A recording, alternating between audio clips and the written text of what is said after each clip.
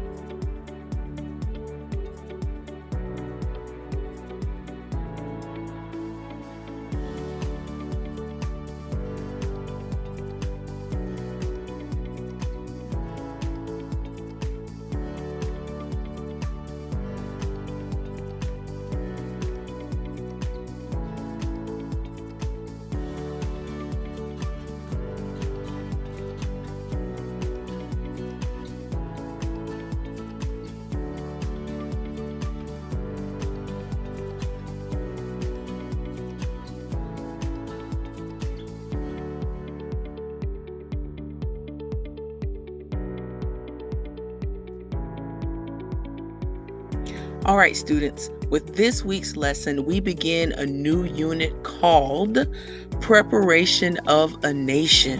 And we know that to be a nation of Israel, but I do declare that God is preparing a nation right now in the midst of the times that we are living in. But we're going to use the nation of Israel as a backdrop to learn how God was preparing this nation. The first unit of this new lesson is called Provisions, all about how God provides. The second unit is called Instructions, because along with those provisions come specific instructions. And the last unit is called Correction.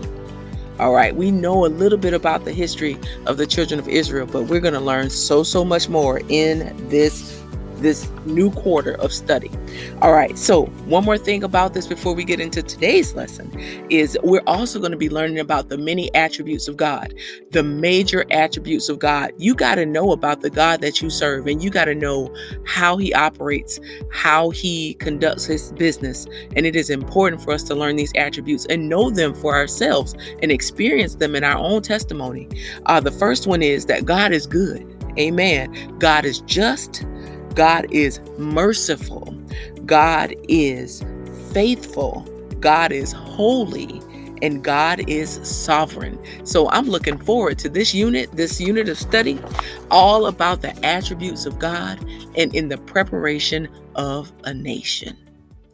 Okay, so this quarter starts us off in the book of Exodus, which is the second book in the Old Testament. So at this point, the children of Israel have been brought out of Egypt, led by Moses and Aaron, and they have not yet entered the promised land. They find themselves now in the wilderness, and they are in the wilderness for a specific purpose. God had not yet taught them everything they needed to know in order to become a nation. The first lesson that they needed to learn was that God can provide for them.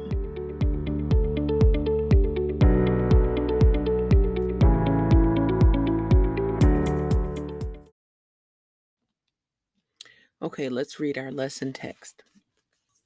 Exodus 16, starting at the second verse.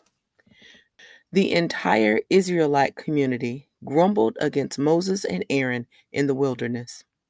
The Israelites said to them, "If only we had died by the Lord's hand in the land of Egypt, when we sat by the pots of meat and ate all the bread we wanted. Instead, you brought us into this wilderness to make this whole assembly die of hunger." Then the Lord said to Moses, "I am going to rain bread from heaven for you. The people are to go out each day and gather enough for that day. This way, I will test them to see whether or not they will follow my instructions. On the sixth day, when they prepare what they bring in, it will be twice as much as they gather on other days." So here we have the children of Israel miraculously being brought out of Egypt, the parting of the Red Sea, brought over on dry land, Pharaoh's army drowned behind them, and here they are in the wilderness. And up until this point, they were eating all of the things that they carried out with them from Egypt. They had animals, they had food, they had riches, they had wealth, and they were just partaking of all of those things up until this point.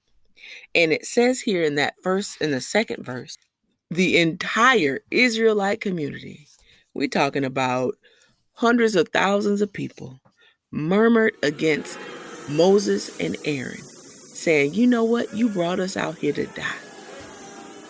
You know what? We just want to go back to Egypt where we had the pots of meat, we had all the bread we wanted, and life was good. But they forgot just that quickly that in Egypt they were slaves. In Egypt they were hard pressed. In Egypt they were being killed. But the thing here is that they were really not murmuring against Aaron and Moses. Aaron and Moses did this by the hand of God. So by them complaining to Aaron and Moses, what they were really doing is they were complaining to God.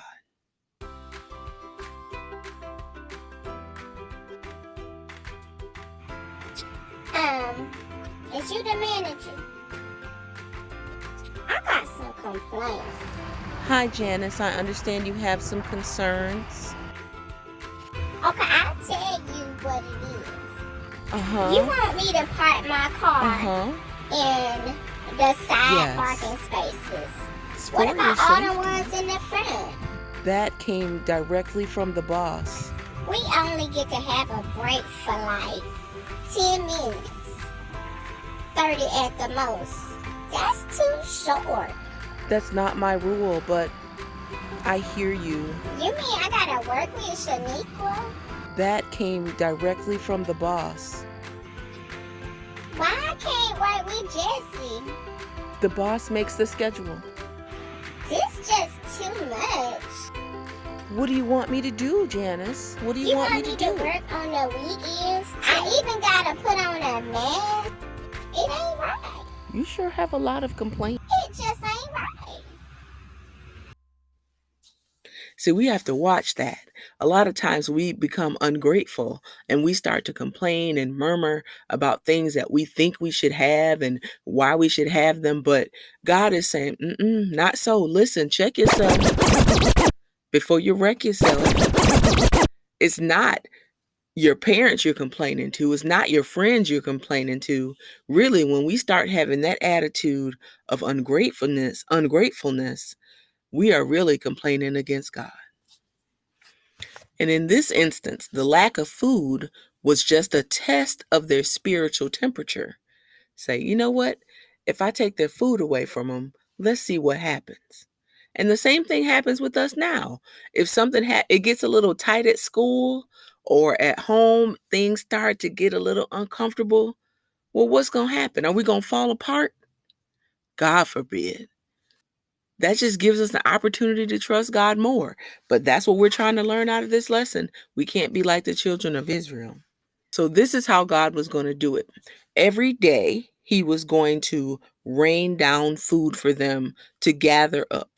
Okay, manna was a type of bread, and it was just to be gathered up, and they were just going to eat it when they needed it. And they were going to gather enough for that day, and then they were going to enjoy it. And then the next day, they were going to gather it up. And they were going to do that all week long, except the day before the Sabbath, they were going to gather up enough for 2 days because God instituted that Sabbath to be a day of rest. And even here with the children of Israel, he said, you know what, gather up all that you need, but on that Sabbath day, I want you to rest. And so God is testing them. He's saying, let me see if you're going to do as I have instructed you.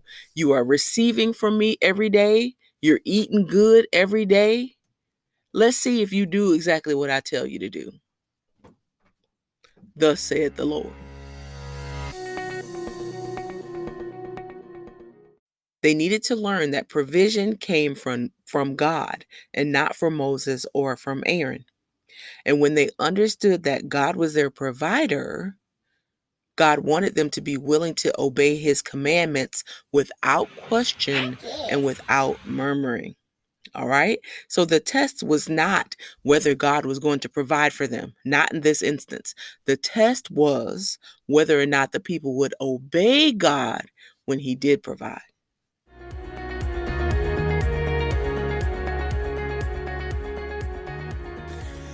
God provides assurance. Exodus 16:6-10. And it reads, So Moses and Aaron said to all the Israelites, This evening you will know that it was the Lord who brought you out of the land of Egypt. And in the morning you will see the Lord's glory, because he has heard your complaints about him. For who are we that you complain about us? Moses continued, The Lord will give you meat to eat this evening, and all the bread you want in the morning. For he has heard the complaints that you are raising against him. Who are we? Your complaints are not against us, but against the Lord.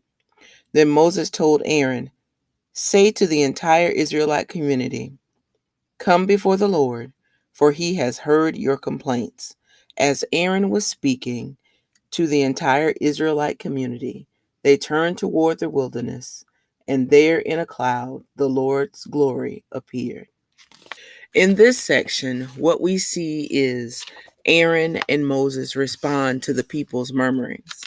Not only did they tell them that God would provide for them, but also that God was going to show them his glory. Remember, God is trying to teach these people who he is. He's trying to show them how he's taking care of them. He's trying to demonstrate to them how he loves them so that they would become a nation of people that would serve him, right? So these people thought uh, incorrectly that it was Moses and Aaron who were responsible for getting them out of Egypt. They thought, you know what? Moses went in there and they proclaimed the plagues on, on the country, and they spoke all those things into existence. But God is saying, no, I need them to understand that it was me and that it was me all along. The Lord's provision for them physically was going to show that he could satisfy all of their needs. We have the Bible now, a complete Bible now. It says that, God will supply all of our needs according to his riches and glory. And we believe that. Amen. And there is a spiritual lesson in this as well. And the spiritual lesson is that a God who could feed this many people in the middle of a wilderness is a God who should be honored and feared.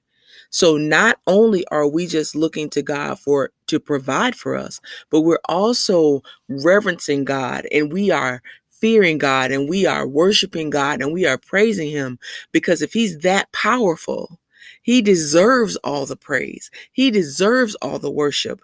Amen.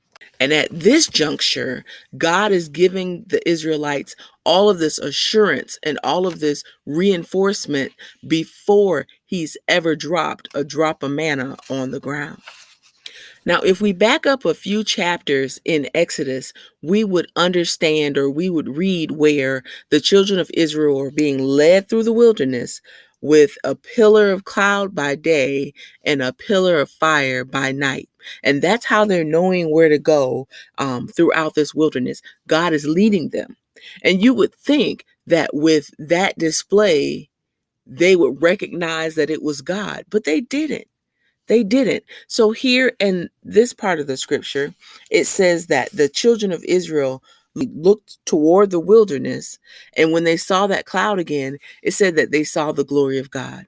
Now, I can't imagine what that manifestation looked like, but it said that they beheld his presence and the special appearance of God's glory. Can you think of a time in your life where you felt the presence of God, or where you have seen God moving?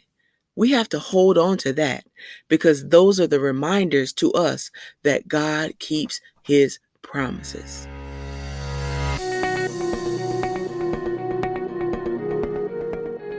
The last outline is called God provides sustenance. Sustenance. And it is found in Exodus 16, verses 11 through 15. I have heard the complaints of the Israelites. Tell them, at twilight you will eat meat, and in the morning you will eat bread until you are full. Then you will know that I am the Lord your God. So at evening, quail came and covered the camp. In the morning, there was a layer of dew all around the camp. And when the layer of dew evaporated, there were fine flakes on the desert surface, as fine as frost on the ground. When the Israelites saw it, they asked one another, "What is it?" Because they did not know what it was. Moses told them, "It is the bread the Lord has given you to eat." So here we have God fulfilling his promise. He provided for the children of Israel. He gave them meat. He gave them bread. He gave them everything that they were missing back in Egypt. So they said, we want to be by the flesh pots and we want to eat as much bread as we want. Well, here, out in the wilderness, provided by God, they had bread and they had meat. And the benefit was they had no slavery. They were free to receive these blessings from God. But here's the thing. God wanted them to be able to trust him without murmuring and without complaining before they had even received that blessing. See, that's what God wants from us. He's able to do all of these things, but he wants us to live a life of trust and a life of faith.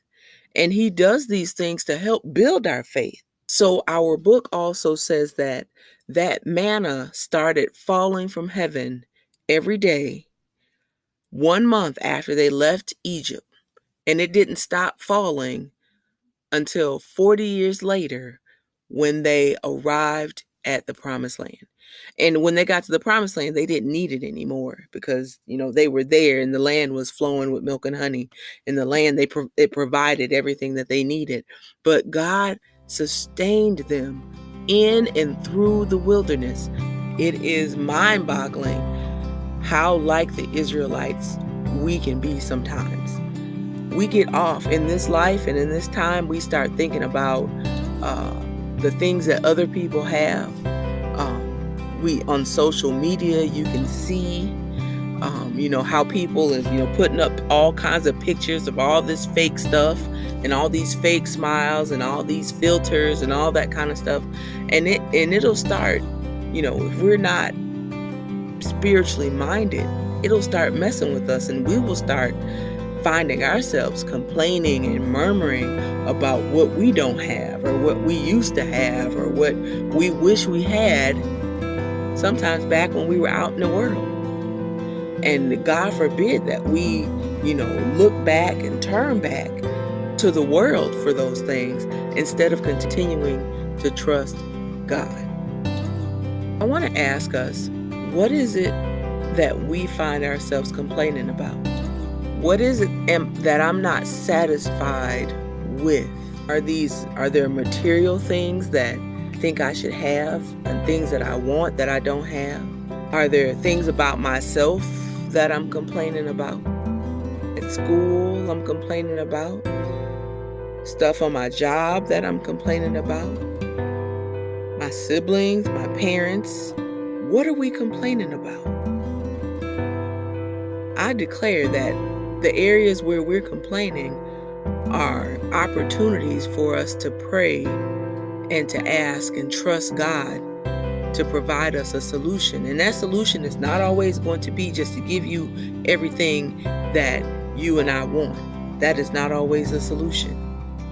Just like God did here for the children of Israel, He may prepare a test for us to help us grow in that area spiritually. A lot of times when we pray, our prayers are just materialistic things. Lord, I want. We roll out our list of wants and needs and things that we, desire to have. But sometimes we should just pray and ask God what He's trying to teach us in the season and in the moments that we find ourselves in. If we find ourselves in a particularly difficult period of time, you know what? Lord, what are you trying to teach me in this? Help me to understand your will for my life. And it's not always, Lord, do it. But sometimes it's, Lord, teach me. Help me to see what you are trying to show me, and help me to become the better person that you were trying to make me through all of this. When we learn to trust God completely, we will realize that griping and complaining are just as much sins against God today as they were for those in the wilderness. He has promised never to leave us. He has promised to provide what we need through his Son, Jesus Christ.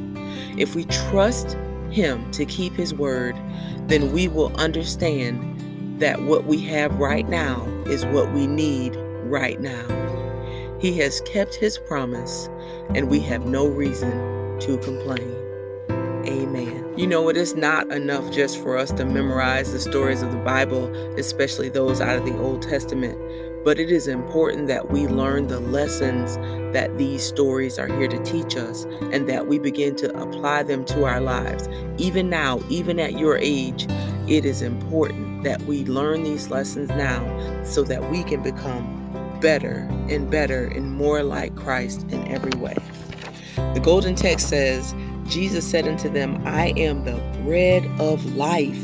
He that cometh to me shall never hunger, and he that believeth on me shall never thirst. Now that is found in John. So that moves from the Old Testament all the way to the New Testament. And this is Jesus speaking. So he's talking to the disciples, and he's saying, you know what? I am the bread of life. Just like the Israelites needed bread in the wilderness, and God gave them manna, Jesus is saying, you know what? You still need bread, and I am the bread of life. And so how we receive that bread of life is when we accept Jesus Christ as our Savior. When we make him Lord of our lives, then we are receiving that bread of life. And Jesus goes on to say that, you know what? If you receive it, you shall never be hungry, because he'll provide everything that you need, both physically and spiritually. And then he says, you know what? He that believeth on me shall never thirst. You know what you need to live? You need water and you need food. Those are your basic physical necessities. And Jesus here is telling us that he be our bread and he be our water. And we would never thirst, and we will never hunger again. Amen.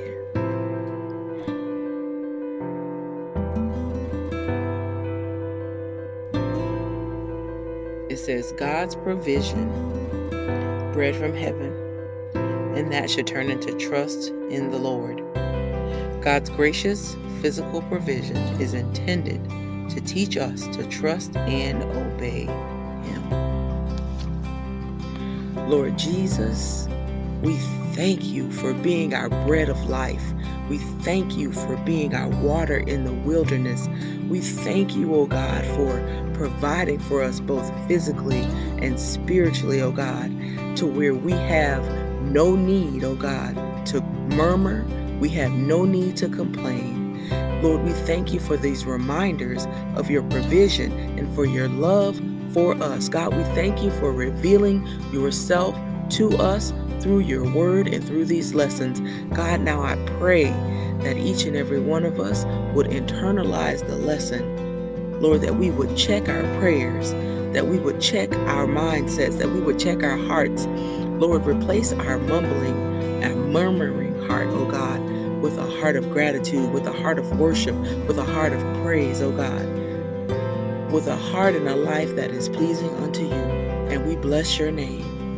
Amen. The purpose of this lesson is to teach us that God is the provider and the sustainer of both physical and spiritual life. Both of them.